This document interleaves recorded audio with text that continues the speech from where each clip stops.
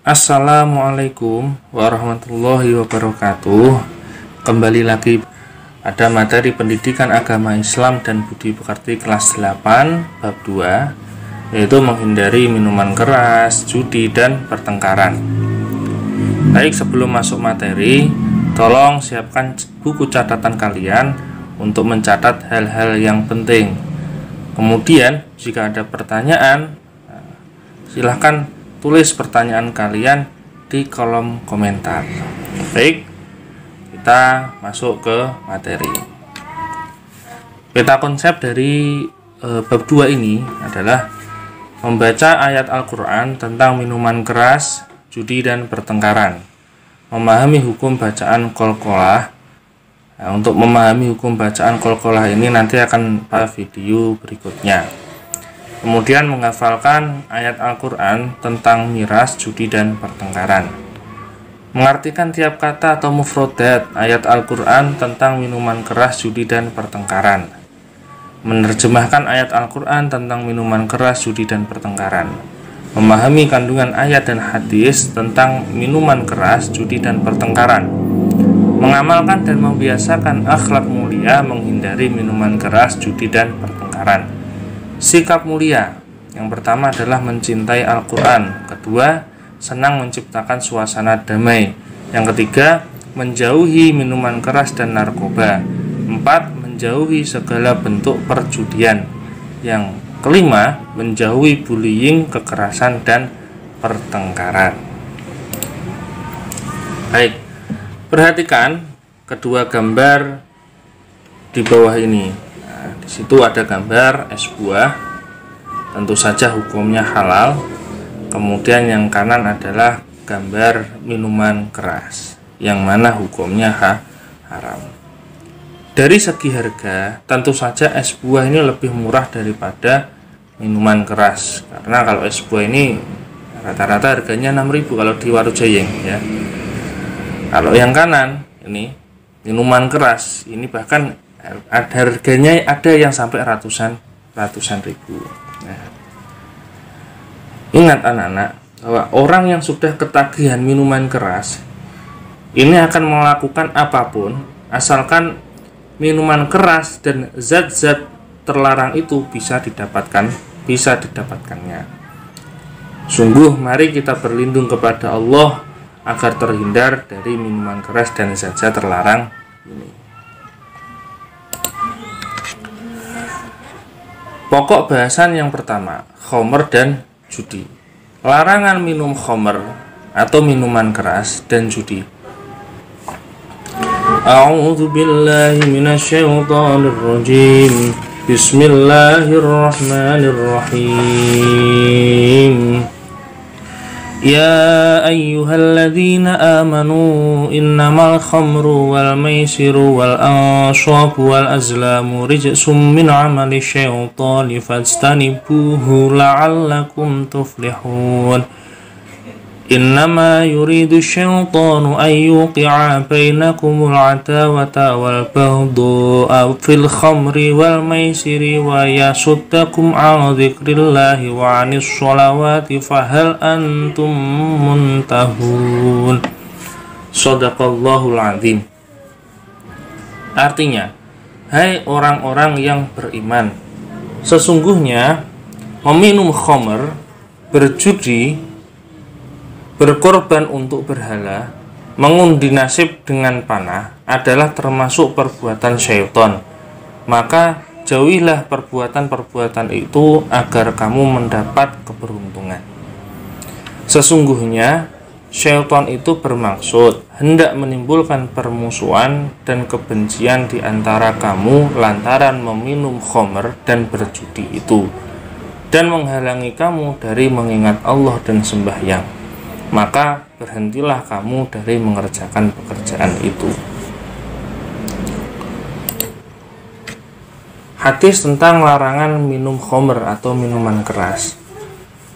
An Ibni Umar anna Rasulullah sallallahu alaihi wasallam qala kullu muskirin khamrun wa kullu muskirin haramun. Artinya, dari Ibnu Umar bahwa Rasulullah Shallallahu alaihi wasallam bersabda, setiap yang memabukkan adalah khamr dan setiap yang memabukkan adalah haram. Dan yang perlu kalian ketahui, ya, yang perlu kalian ketahui bahwa sesuatu yang memabukkan itu hukumnya juga najis. Artinya ketika kalian meminum minuman keras, itu sama saja kalian itu meminum air kencing karena sama-sama najisnya. Nah, itu pula ketika bagian tubuh kalian atau baju kalian terkena minuman keras, itu harus segera disucikan, harus segera dicuci karena memang minuman keras itu hukumnya najis dan nggak boleh ketika kita sholat itu pakai pakaian yang terkena najis. Ketahuilah bahwa segala bentuk minuman yang memabukkan termasuk khamr. Meminum khamr adalah perbuatan keji dan perbuatan setan. Setan bermaksud menanamkan permusuhan dan kebencian di antara sesama manusia.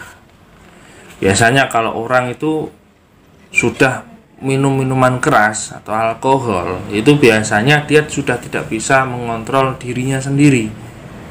Nah, dia akan marah-marah, kemudian melakukan hal-hal yang brutal, membuat kerusuhan. Ini karena apa? Ketika minum minuman keras, akalnya akan hilang. Maka inilah salah satu hal yang menyebabkan kenapa kok manusia itu dilarang meminum minuman keras. Di samping itu, meminum khamr akan menghalangi mengingat Allah Subhanahu wa taala, yang terakhir bisa menyebabkan penyakit. Nah, tentu saja segala hal yang dilarang oleh Allah itu pasti ada rahasia di baliknya. Salah satunya ini, minuman keras ini bisa merusak tubuh kalian. Maka jangan sampai kalian merasakan meminum minuman keras walaupun hanya setetes. Pokok bahasan yang kedua ini adalah pertengkaran. Nah, tentu sudah banyak kita ketahui bahwasanya pelajar sekarang itu banyak yang suka bertengkar, berkelahi karena mungkin hanya karena diejek atau hal-hal yang sepele. Mereka lebih memilih untuk duel atau bertengkar demi membela harga diri mereka. Pertengkaran dan pembunuhan sangat dilarang. Larangan ini bersifat menyeluruh. Tidak boleh orang muslim bertengkar dengan sesama muslim. Orang muslim juga tidak boleh bertengkar dengan selain muslim. Allah menghendaki kehidupan ini berjalan dengan damai dan segala permasalahan juga diselesaikan dengan cara-cara yang baik, seperti dengan musyawarah atau dialog. Dalil tentang pertengkaran, hadis Rasulullah Shallallahu Alaihi Wasallam, Anil Barra ibni Azibin anna Rasulullah Shallallahu Alaihi Wasallam qala la zawalu dunya ahwanu 'ala Allahi min qatsli mu'minin bi ghairi haqq, rawahu Ibnu Majah. Artinya, dari Al-Barra bin Azib, sesungguhnya Rasulullah Shallallahu Alaihi Wasallam pernah bersabda, kehancuran dunia atau nilainya lebih ringan di sisi Allah daripada seseorang membunuh seorang mukmin tanpa hak. Dan sekarang banyak pembunuhan, anak membunuh orang tua membunuh anaknya. Nah, sungguh ini termasuk salah satu tanda-tanda akan terjadinya akhir zaman. Na'udzubillah summa na'udzubillah. Kemudian untuk lebih jelasnya, perhatikan video berikut mengenai bahaya minuman keras, judi dan pertengkaran. Silahkan disimak video berikut baik-baik. Pernah nggak kamu penasaran gimana caranya suatu minuman yang kita sebut alkohol dapat mempengaruhi badan kita? Gimana caranya? Cuma dengan mengkonsumsinya lewat mulut yang harusnya tujuannya ke lambung, malah bikin kita pusing dan bahkan sampai mabuk.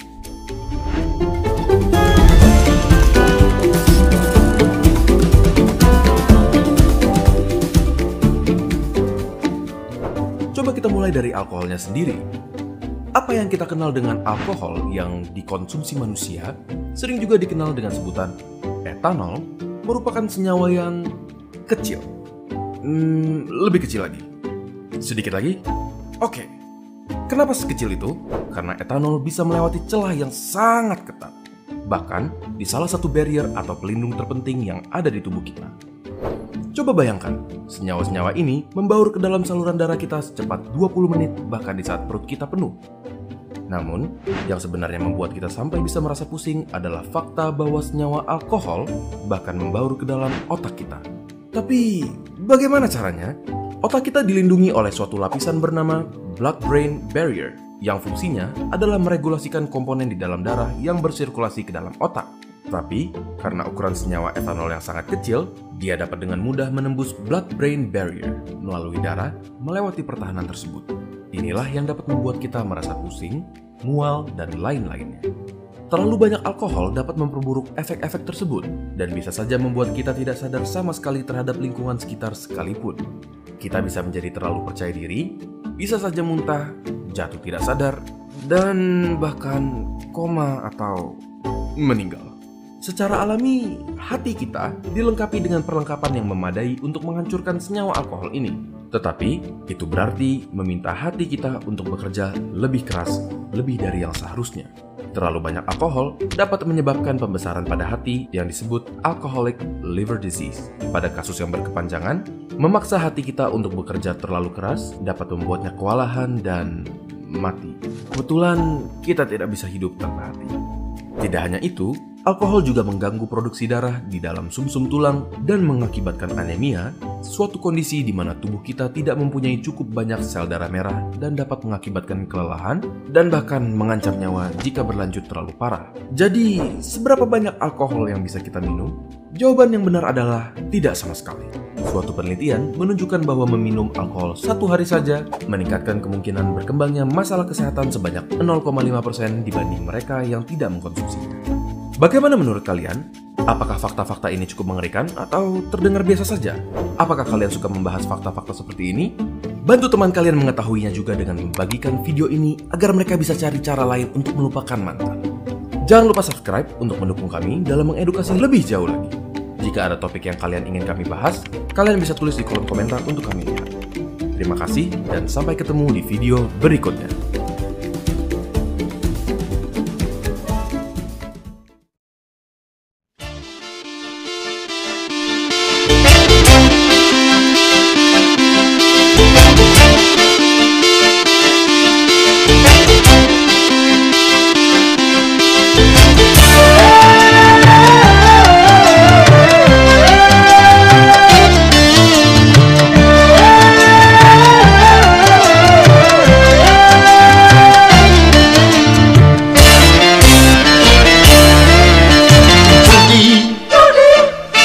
Menjanjikan kemenangan, judi menjanjikan kekayaan. Bohong, kalaupun kau menang, itu awal dari kekalahan. Bohong, kalaupun kau kaya, itu awal dari kemiskinan. Judi meracuni kehidupan. Judi meracuni keimanan.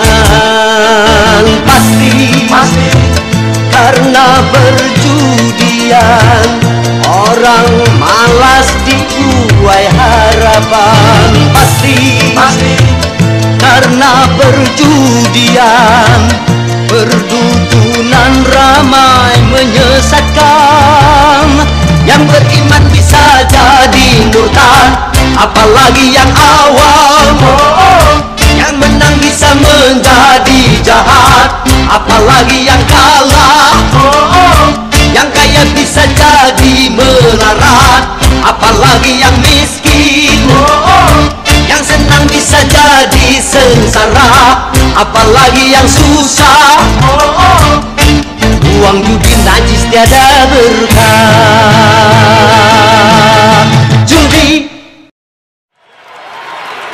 Gara-gara basket sekolah, Salman dan sekolah tetangga berantem. Ada yang jadi korban luka ringan. Bahkan sekolah mereka jadi sulit untuk berteman. Dua sekolah itu memang sudah jadi musuh bebuyutan sejak dulu.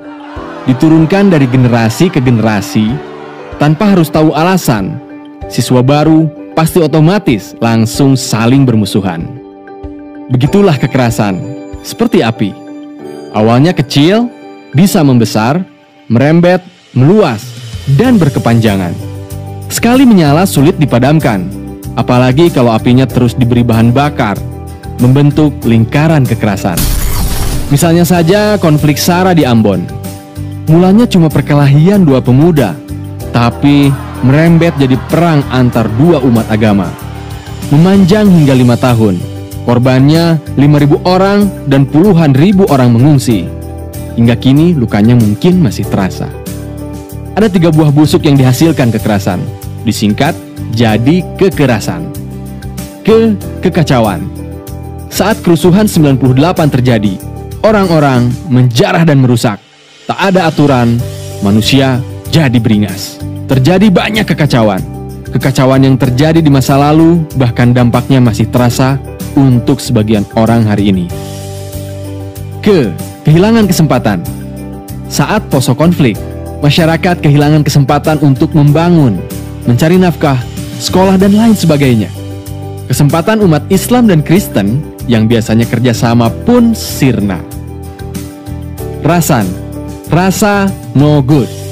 Saat kekerasan terjadi, suasana mencekam, ketakutan, dan saling curiga. Hati jadi gak tenang, perasaan jadi tak senang. Kita gak mau kan mendapatkan 3 buah busuk kekerasan ini? Karena itu, gunakanlah otak kita. Otak yang mana? Di otak kita ada beberapa bagian. Ketika terjadi konflik, biasanya otak reptil kita akan bereaksi dengan melakukan tempur atau kabur. Tapi ada juga bagian neokorteks. Bagian ini berfungsi untuk berpikir. Nah, kalau reptilian kita aktif, maka fungsi neokorteks akan ketutup untuk melakukan hal yang logis.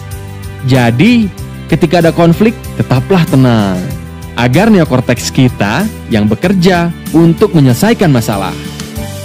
Saat terjadi konflik, jangan sekali-kali pilih cara kekerasan. Masih ingat simpang 9?